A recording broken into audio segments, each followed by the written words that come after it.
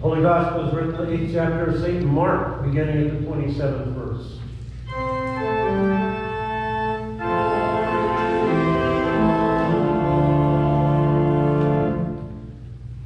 Jesus went on with his disciples to the village of Caesarea Philippi, and on the way he asked the disciples, "Who do people say that I am?" And they answered him, "John the Baptist, and others, Elijah, and still others, one of the prophets." He asked them, "But who do you say that I am?" And Peter answered him, "You are the Messiah." And he sternly ordered them not to tell anyone about it. Then he began to teach them that the Son of Man must undergo great suffering and be rejected by the elders and the chief priests and the scribes and be killed, and after 3 days rise again.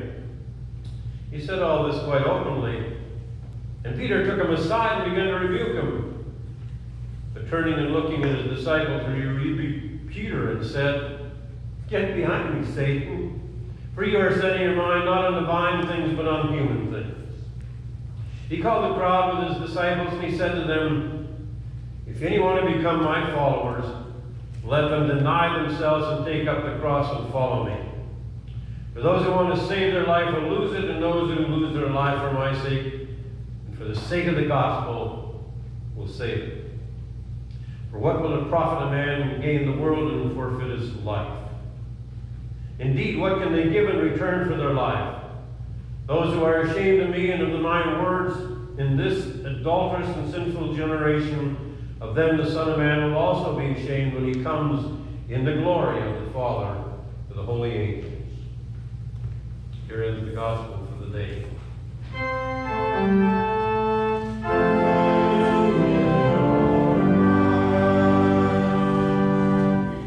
Please be seated. This year, the big celebration about the Olympics was the gymnastics team. Gymnastics team, which was to set new records, was to just be the hotbed of the Olympics. And you know what happened? The star of the show for the United States decided she could not participate. She was being strangled mentally. She came to perform one of the last events, but didn't get to go. The United States was considered to be dominant now in gymnastics, one of the most focused events at the Olympics. But just 50 years ago, we really didn't even know that that event existed. The person who made it important in terms of the Olympics for the United States was a woman by the name of Kathy Rigby, a 4'11" girl, dynamo, who participated in the Olympics in 1968 in Mexico City and was the highest scoring American there. As they focused on the 1972 Olympics in Munich, she was supposed to be the one that would be the winner and put the United States for the first time with a gold in this special event. Well, she was injured doing the front aerial walkover on the balance beam.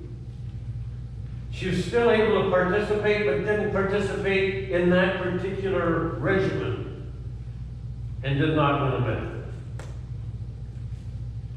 But she excited a nation on participating in this sport. Kathy went back to her seat. Her parents were in the audience. She was crying. She was disturbed. She was supposed to win. And she sat down and she said to her mother, "I did my best. I'm so sorry I didn't win." And the mother said something very controversial. She She said it's better to do your best than to win. Now that goes against the grain of everybody in this congregation that's interested in athletics. Isn't winning everything? Or as one of our favorite football coaches said, winning isn't everything, but losing is nothing. But if you think about it, that's not a bad philosophy for life. And it certainly is a giant theological statement. It's better to do your best than to be the best. That's really what Jesus is saying in the gospel lesson today.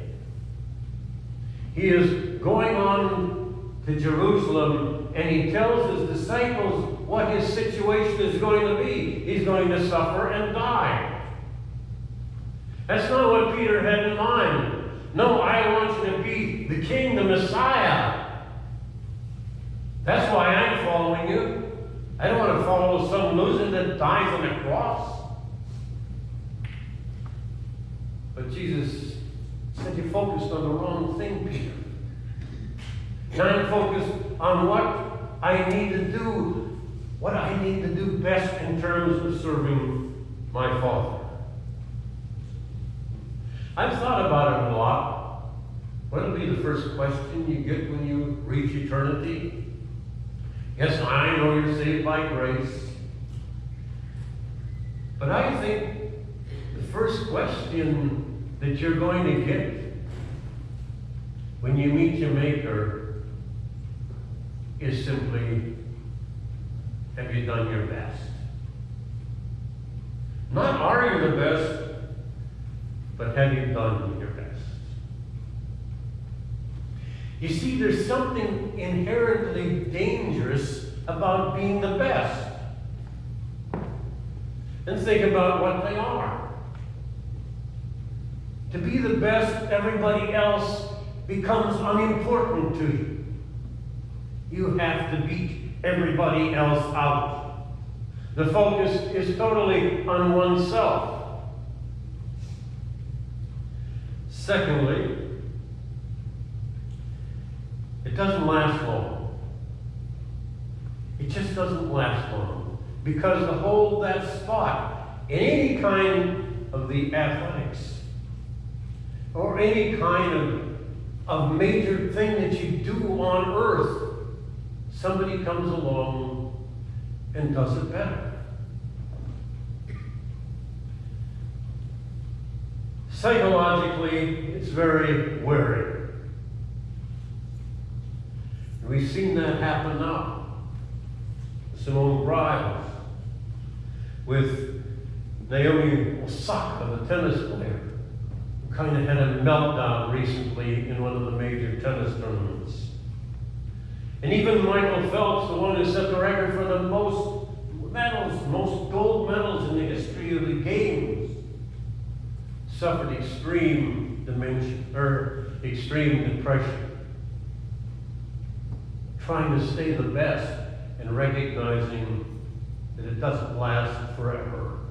And somebody will always be trying to outdo you. And sometimes it takes terrible, terrible directions. Think of the ice skating championship some time ago, and Tanya Harding wanted to be the best. Wanted to go for the gold. And Nancy Kerrigan stood in her way in her mind. And so how did she try to win? By making Nancy Kerrigan ineligible, swatting her with a bar on her leg, which made them both lose their medals. But if you're doing your best, it opens up the world for other people. As the young people said, you're focused on more than one thing. You always include others. And doing your best is a lifetime exercise. It's not something that just takes a small part of your life and then goes away. I think when we get to heaven, that's what we're going to be asked. Did you do your best? The call to follow Christ is to be focused on important things. That's what our gospel lesson tells us. Christ tells Peter very bluntly that he's focused on the wrong things. You're focused on material things. You're not focused upon the important things in life.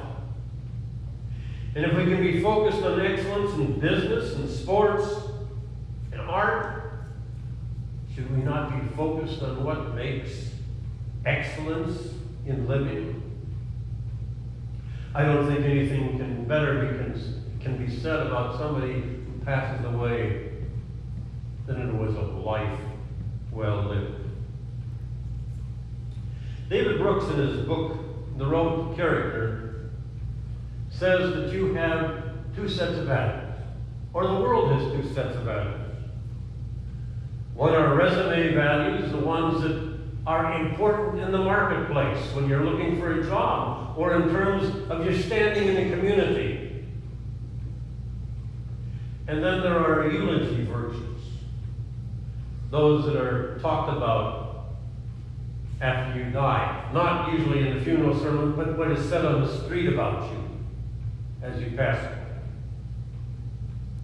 You were kind, honorable, had integrity, brave.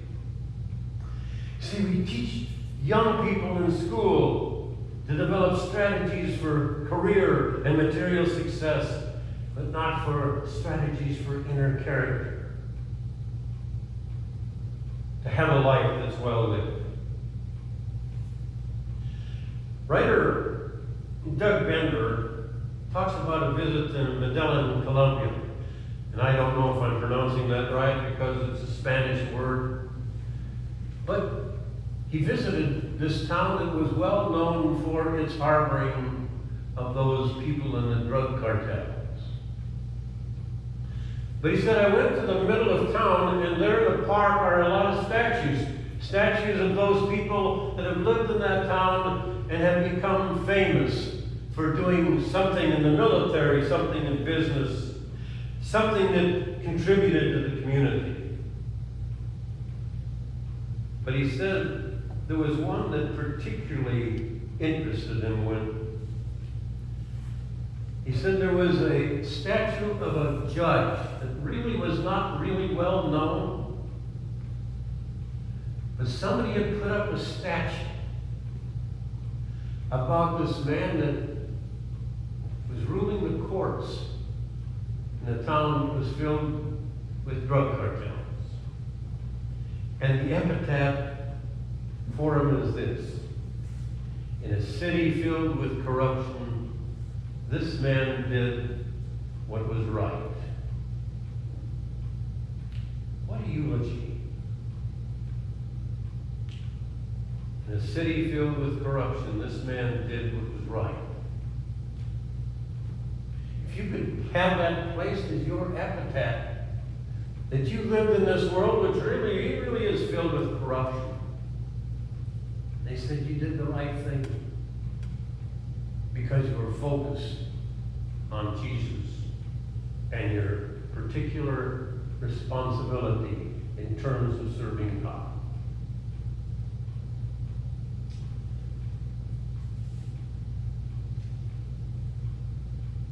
I looked at my sermon writing and I said, and I guess I ask myself every Sunday, is this the best you can do? And sometimes it doesn't seem like it. And I've told you that before. Sometimes you come and you worked and worked and it just doesn't seem to click. But then somebody comes along and says, well, that sermon was very important. That was just what I needed today to hear. And I was thinking, I did my best. And that was good. And sometimes when I think I've done so well, and I pat myself on the back for doing so well, it kind of falls flat. And then I asked God's forgiveness, and He said, did you do your best? As you work in the church, and you do the things that the church needs to be done, God is asking you that today. Are you doing your best? That's what's important. We've got one more illustration He gave about doing your best. And that has to do with yesterday. I don't know if any of you watched the morning news in any of the 4 channels or 4 networks, but they were centered on the 20th anniversary of the bombing or the destruction of the Twin Towers in New York. And there were a lot of eulogies. And those eulogies were very consistent about parents, about sons and daughters, about brothers and sisters. When it really was important to be there and do the right thing, they did it. The first responders, the many who died. And then what was interesting to see was that sons and daughters of those that had died joined because they had given their lives and they found something concrete in life that was important, worth giving their life to. And they are now first responders to honor their parents or a brother and sister because they want to have a purpose in life too. And if anybody was to ask them, did you do your best? They could say, I did my best. And so from the gospel text, that's what comes to you this morning. What's important in life is not being the best, but doing the best you can. At this point, Dale has sung the same